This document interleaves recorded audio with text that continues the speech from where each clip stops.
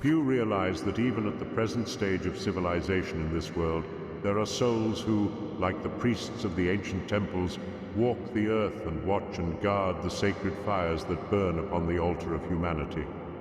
Purified ones they are, who have renounced the life of this sphere in order to guard and protect the flame, that spiritual principle in man, now hidden beneath the ruins of his fallen temple. As we think of the nations that are past, of Greece and Rome, and the grandeur that was Egypt, we sigh as we recall the story of their fall. And we watch the nations of today, not knowing which will be the next to draw its shroud around itself and join that great ghostly file of peoples that are dead. But everywhere, even in the rise and fall of nations, we see through the haze of materiality, justice. Everywhere we see the reward, not of man, but of the invincible one, the eternal flame. A great hand reaches out from the unseen and regulates the affairs of man. It reaches out from that great spiritual flame which nourishes all created things, the never-dying fire that burns on the sacred altar of the cosmos, that great fire which is the Spirit of God. If we turn again to the races now dead, we shall, if we look, find the cause of their destruction. The light had gone out. When the flame within the body is withdrawn, the body is dead. When the light was taken from the altar, the temple was no longer the dwelling place of a living God. Degeneracy, lust and passion, hates and fears crept into the souls of Greece and Rome, and black magic overshadowed Egypt. The light upon the altar grew weaker and weaker. The priests lost the word, the name of the flame. Little by little the flame flickered out, and as the last spark grew cold, a mighty nation died, buried beneath the dead ashes of its own spiritual fire. But the flame did not die. Like spirit of which it is the essence, it cannot die, because it is life, and life cannot cease to be. In some wilderness of land or sea it rested once again, and there rose a mighty nation around that flame. So history goes on through the ages. As long as a people are true to the flame, it remains. But when they cease to nourish it with their lives, it goes on to other lands and other worlds. Those who worship this flame are now called heathens. Little do we realize that we are heathen ourselves until we are baptized of the Holy Spirit, which is fire, for fire is light, and the children of the flame are the sons of light, even as God is light. There are those who have for ages labored with man to help him to kindle within himself this spark, which is his divine birthright. It is these who by their lives of self-sacrifice and service have awakened and tended this fire, and who through ages of study have learned the mystery it contained, that we now call the initiates of the flame. For ages they have labored with mankind to help him to uncover the light within himself, and on the pages of history they have left their seal, the seal of fire. Unhonored and unsung, they have labored with humanity, and now their lives are used as fairy stories to amuse children. But the time will yet come when the world shall know the work they did, and realize that our present civilization is raised upon the shoulders of the mighty demigods of the past.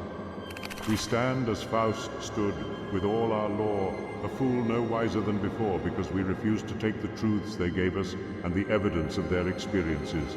Let us honor these sons of the flame, not by words, but by so living that their sacrifice shall not be in vain. They have shown us the way. They have led man to the gateway of the unknown, and there in their robes of glory passed behind the veil. Their lives were the key to their wisdom, as it must always be.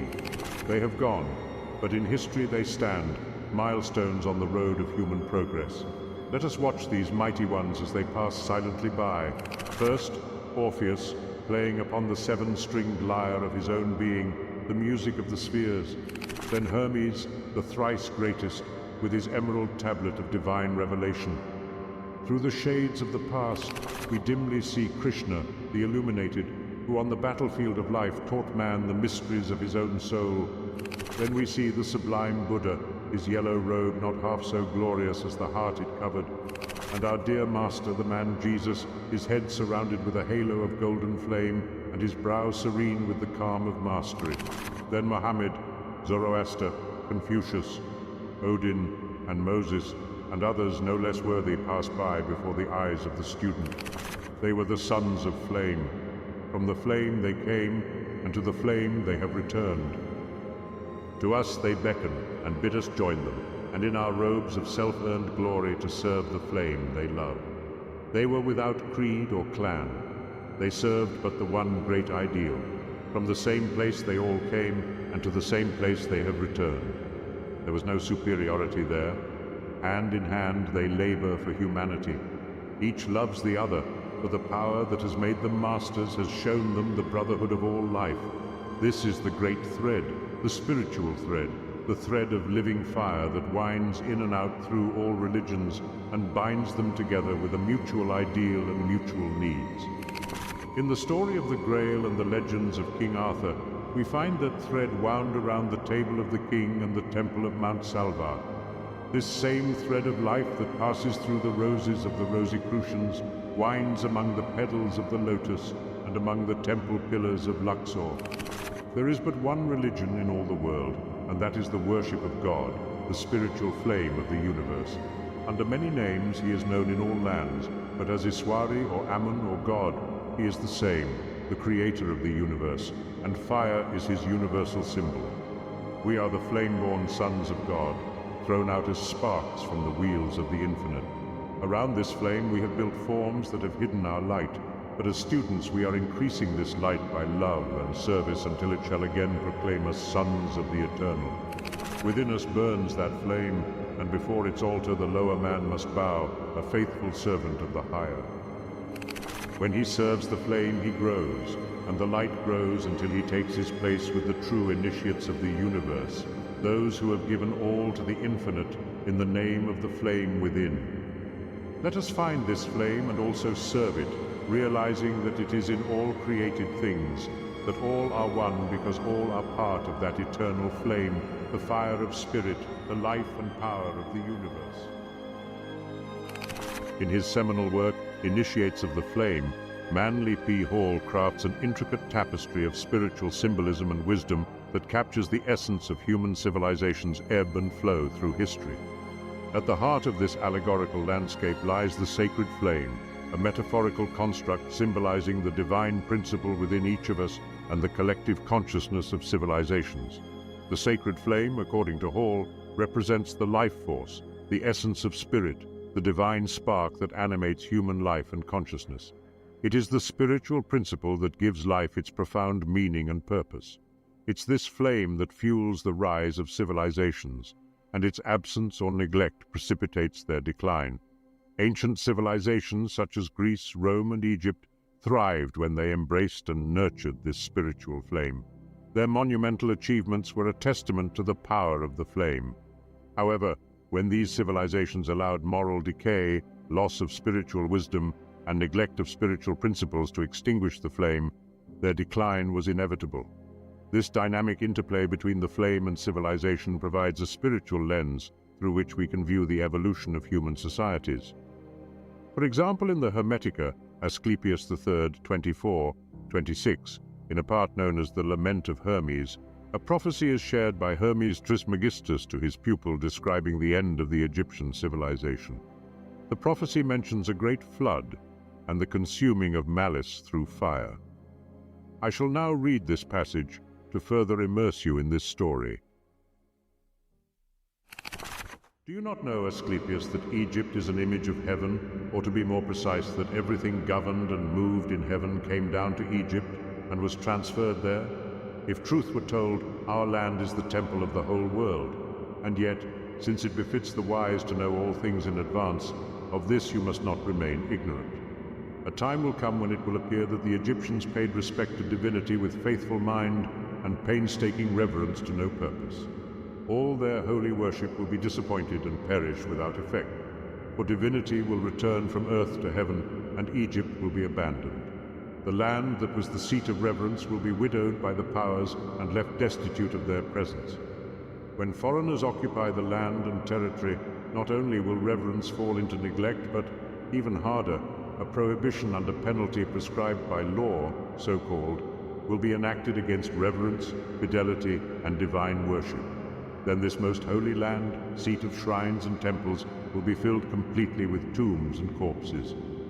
O Egypt, Egypt, Of your reverent deeds only stories will survive, and they will be incredible to your children. Only words cut in stone will survive to tell your faithful works, and the Scythian or Indian or some such neighbor barbarian will dwell in Egypt. For divinity goes back to heaven, and all the people will die deserted, as Egypt will be widowed and deserted by God and human. I call to you, most holy river, and I tell your future.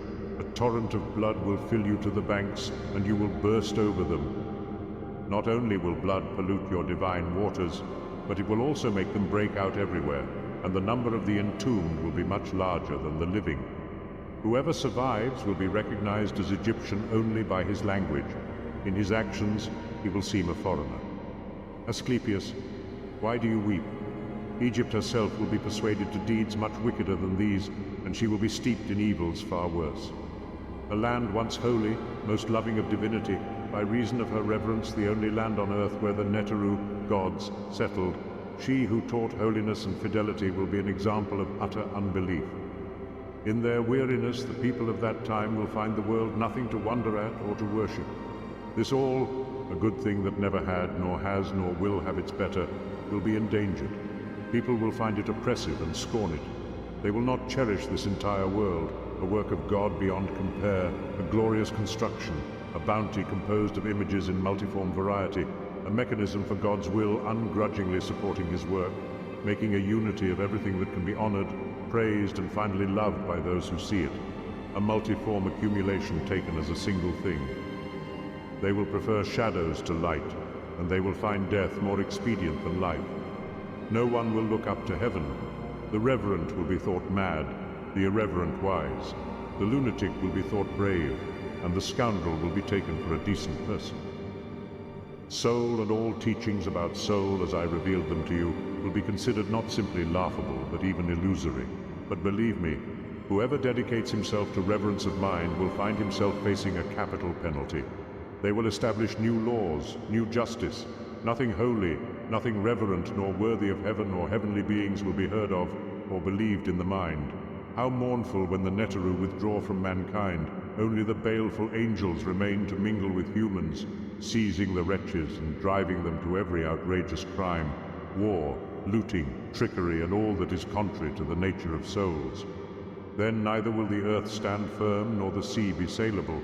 Stars will not cross heaven, nor will the course of the stars stand firm in heaven. Every divine voice will grow mute in enforced silence. The fruits of the earth will rot. The soil will no more be fertile, and the very air will droop in gloomy lethargy.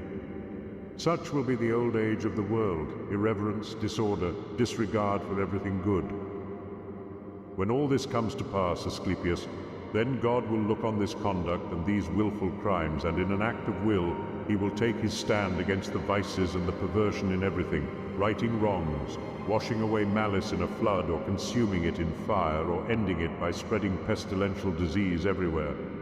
Then he will restore the world to its beauty of old, so that the world itself will again seem deserving of worship and wonder, and with constant benedictions and proclamations of praise, the people of that time will honor God who makes and restores so great a work. And this will be the geniture of the world, a reformation of all good things, and a restitution, most holy and most reverent of nature itself, reordered in the course of time, which is and was everlasting and without beginning. For God's will has no beginning. It remains the same, everlasting in its present state. God's nature is deliberation. Will is the supreme goodness. Interesting how everything seems to connect to Egypt and the Hermetic tradition and writings. Now, coming back to the initiates of the flame, Paul introduces us to the guardians of this flame, the initiates, who have renounced worldly distractions to dedicate their lives to protecting and nurturing the sacred flame. These spiritual practitioners, the unsung heroes of humanity's spiritual evolution, perform a critical role in sustaining the spiritual vitality of society. They are the torchbearers of wisdom and enlightenment, guiding humanity through the tumultuous journey of existence. In their selfless service and sacrifice, we find the epitome of spiritual devotion, a model for all who seek to kindle their own divine spark. In his narrative, Paul infuses a sense of divine justice and guidance, steering the course of human history. Even amidst the apparent chaos and tumult, there is an unseen hand that regulates the affairs of humanity. This divine guidance, rooted in the eternal flame or the Spirit of God, is the celestial compass that orients humanity toward its spiritual destiny. The resilience of the flame symbolizes the enduring nature of the spiritual principle. Despite the fall of civilizations, the flame endures, seeking new lands and civilizations to imbue with its divine energy. This is a testament to the indomitable spirit of life, its ability to renew and regenerate itself. It reassures us that even in our darkest moments, the flame within us remains, waiting to be rekindled, guiding us toward a spiritual renaissance. Paul's call for spiritual awakening is a clarion call that resonates with the deepest yearnings of our collective soul. He invites us to recognize and serve the sacred flame within ourselves, to live a life of love, self-sacrifice, and service that fuels the divine spark within. It is through such dedicated service that we can contribute to the luminosity of the eternal flame and ensure its continuity. Paul pays homage to the sons of the flame, the spiritual luminaries from various religious traditions who have walked the path of enlightenment and mastered the sacred flame. These spiritual trailblazers, who range from Orpheus and Hermes to Krishna, Buddha, Jesus, Muhammad, Zoroaster, Confucius, Odin, and Moses, stand as beacons of light, beckoning us to embark on our own journey of spiritual discovery. Finally, Paul's narrative underlines the inherent unity of world religions, all bound by the common thread of worshipping the divine flame. This perspective aligns with the perennial philosophy, which posits that all spiritual and religious traditions are expressions of a universal truth. Regardless of the names by which we recognize the divine, Iswari, Ammon, or God, it is the same universal creator, symbolized by the sacred flame. This perspective emphasizes the interconnectedness of all religious paths, each leading to the same divine light. We, as Hall eloquently puts it, are the flame-born sons of God, sparks from the infinite divine. In our quest for material achievements and progress, we often shroud this divine light with forms of our own creation. However, as students of life and seekers of truth, we can fan this divine spark within us, transforming it into a luminous flame through acts of love and service. As we do so, we reclaim our spiritual heritage, illuminating our path and the world around us. Paul's narrative serves as a reminder that the lower man, the worldly and material self, must bow before the sacred flame, becoming a faithful servant of the higher spiritual self. As we serve the flame, we grow, and our light intensifies, leading us towards our rightful place among the true initiates of the universe, those who have surrendered everything to the infinite in the name of the flame within. Manly P. Hall's Initiates of the Flame is a profound spiritual meditation on the divine flame within all of us and the collective consciousness of civilizations. It offers a compelling blueprint for individual and collective spiritual awakening, emphasizing the pivotal role of spiritual practitioners and the unity of world religions.